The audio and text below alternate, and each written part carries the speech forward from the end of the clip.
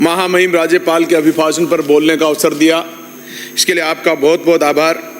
माननीय सभापति महोदय, लंबे समय से महामहिम राज्यपाल के अभिभाषण पर पक्ष विपक्ष की तरफ से अपने अपने विचार रखने का मौका सबको मिला और सबने अपने अपने विचार रखे।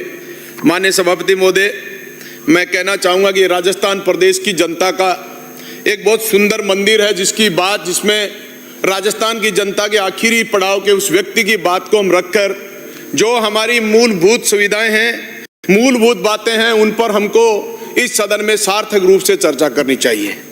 70 वर्षों में सरकारें आई हैं, भारतीय जनता पार्टी की भी आई है, कांग्रेस की भी आई है। हर व्यक्ति ने, हर सरकार ने अपना विजन लेके इस राजस्थान की प्रदेश के हित में काम किए होंगे और उनका प्रयास भी रहा होगा कि हम अच्छा करने का प्रयास करें। लेकिन कुछ ऐसी समस्याएं हैं जिनको हमारे लोग आखिरी पड़ाव में, जब गाँव में रहते हैं, गाँव में जाते हैं, लोगों के बीच जाकर देखते हैं, तो हमारी प्रशासनिक मोनोपोली या हमारी विचित्र समस्याएं जो इस रूल और कानूनों के हिसाब से जनता को मिलते हैं, वो दुर्भाग्यपूर्ण है।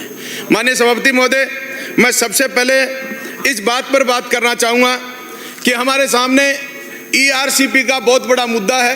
राजस्थान प्रदेश की जनता के 17 जिले, 3 करोड़ जनसंख्या का इस हमारे अभिभाषण में उसका आकलन किया। मैं निवेदन करना चाहता हूँ, इतना बड़ा प्रोजेक्ट है, सरकार आपकी डबल इंजन की है, इस योजना को राष्ट्रीय योजना घोषित करके तुरंत राजस्थान की जनता को लाभ दिया जाए, जिससे बहुत अच्छा लाभ मिलेगा जनता। माननीय सभापति महोदय, दूसरा, यमुना जल समझौता 17 फरवरी 2024 को हमारे माननीय मुख्यमंत्री महोदय ने कहा कि चूरू, झुंझुनू और सीकर को यमुना समझौते से पानी देने का काम करेंगे और उस समझौते 4 माह का किया गया, लेकिन 4 माह के बजाय 1 वर्ष होने जा रहा है। आज तक हमें कहीं नहीं लगा कि उसकी DPR बन पाई या संयुक्त रूप से दोनों की टास्क फोर्स गठन करने की जो बात हुई हरियाणा सरकार और राजस्थान सरकार की, आज तक भी उस पर मुझे लग रहा है कि कहीं जीरो रिजल्ट है। हमें कहीं भी दिख नहीं रहा है कि उसका लाभ जनता को मिलने वाला। मेरे एरिया में सिद्धमुख नहर क्षेत्र, जिसमें चकबंदी और मुरबाबंदी को लेकर किसान लंबे समय से संघर्षरत है, लंबे समय से आंदोलनरत है, लेकिन ये सरकार, चाहे वो पिछले वर्ष में कांग्रेस की रही हो, चाहे आज आपकी भारतीय जनता पार्टी की सरकार हो, हमने इस बात को माननीय जल संसाधन मंत्री महोदय के सामने, हमारे राजस्व मंत्री महोदय के सामने रखा है। उसके बाद मुरबाबंदी नहीं होने से राजस्थान की हमारी जनता को उस जल सिंचाई का लाभ नहीं मिल रहा है। माननीय सभापति महोदय, इसके साथ ही साथ मैं दूसरा कहना चाहूंगा कि आप इसके पैरा नंबर 121 में मैं ध्यान आकर्षित करना चाहता हूं, पेज नंबर 32, घुमंतु और अर्ध घुमंतु जनता को 17,000 पट्टे जारी करने की बात कही गई है। राजस्थान में माननीय सभापति महोदय 15,000 करीब ग्राम पंचायतें हैं और आपने 17,000 पट्टे देने की बात करी है।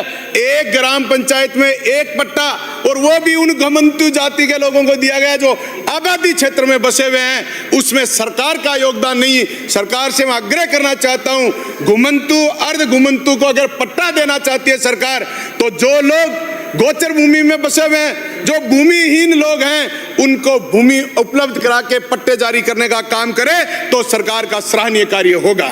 माननीय सभापति महोदय, इसके साथ में पेज नंबर 22 पैरा 76, गौशालाओं के लिए बात सरकार चर्चा करती है और ये राजस्थान की सरकार, अब जो भारतीय जनता पार्टी की सरकार है, ये गौशालाओं के संरक्षण के लिए बहुत ताकतवर मान रहे हैं अपने आप को। मैं कहना चाहता हूं, गौशालाओं के लिए गोचर भूमि का नाम ही गौशाला के लिए, गौ के लिए है, गौ चरेंगी, इसलिए गौशाला में अनुदान देने के लिए गोचर भूमि को भी अनुमत करें, जिससे गौशालाओं को अनुदान मिलकर ज्यादा गौशालाएं खुल सके। सभापति महोदय, इसी तरह पशु मंगला बीमा योजना का जिक्र किया है, उसमें पशुपालकों को सिर्फ 10 पशुओं को आपने शामिल किया है। जिसके पास पशुपालन का जो काम करता है, उसके पास सैकड़ों पशु, बकरी, भेड़ हैं, उनको 10 की बजाय जितना पशुपालन के पास पशुधन है, उसको सारे को बीमा राशि में शामिल किया जाए।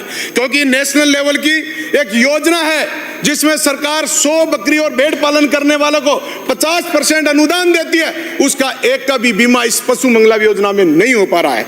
माननीय सभापति महोदय, इसके साथ ही मैं भूमि सहमति बंटवारा ऑनलाइन का इन्होंने पेज नंबर 79, 2 मिनट मैं एक ही बोलने वाला हूँ। हाँ, बस अभी 2 मिनट रुका, 5 मिनट अलॉटेड था।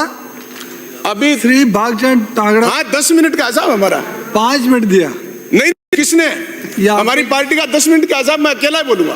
किसने? समय लिखा ही नहीं हमने। लिखा हुआ है। नहीं लिखा। लिखा हुआ है। 10 मिनट का हमारी पार्टी का दूसरा सदस्य नहीं बोले। नहीं, 5 मिनट का समय।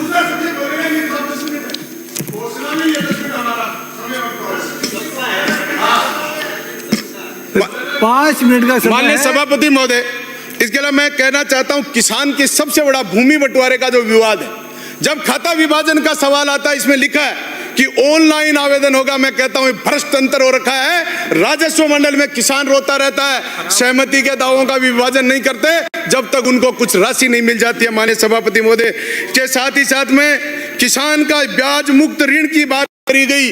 मैं कहना चाहता हूं, आपके आंकड़े तो अच्छे हो सकते हैं, आपने संख्या अच्छी दी है, लेकिन आप राशि दे रहे हो 5,000 रुपए शुरू कर रहे हो और नाम ले रहे हो कि 1.5 लाख रुपए हम किसान को मुफ्त ब्याज ऋण का देंगे, लेकिन आप 5,000 रुपए दे रहे हो। 1.5 लाख रुपए दीजिए, तब आप संख्या गिनाने का काम करिए। माननीय सभापति महोदय, मैं किसान की कृषि बीमा क्लेम की बात करना चाहूंगा। माननीय सभापति महोदय, कृषि किसान को 18, 2022, 23, 24 का रोगा फसल का बीमा प्रीमियम कटता है, लेकिन बीमा मिलने की जब बात आती है तो किसान को सालों तक भटकाने का काम किया जाता है। इसलिए सभापति महोदय, मैं सरकार से आग्रह करता हूं कि किसान को पीड़ित मत करो, किसान के प्रति चिंतित करते हुए फसल बीमा तुरंत दिलाने की बात करें।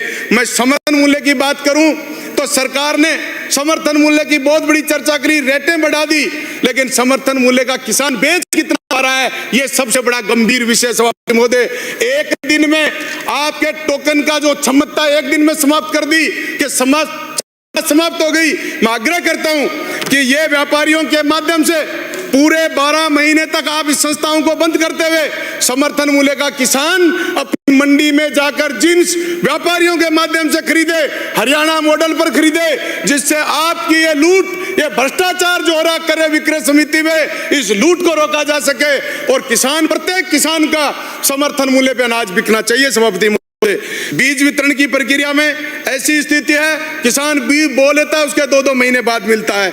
किसान झींगा फार्म मेरे क्षेत्र में लगाता है, किसान को भी झींगा फार्म को आपने व्यापारिक दृष्टि से औद्योगिक मानते हुए आप लोगों ने उसकी कॉमर्शियल रेट लेते हैं। मैं आग्रह करता हूं, और किसान की सभापति महोदय, अगर VCR भरी जाए और आप देख लो तो 40-40 लाख रुपए की VCR भरी जाती है। अगर वो संपूर्ण जमीन बेच दे तो भी उसका वो भुगतान नहीं कर सकता।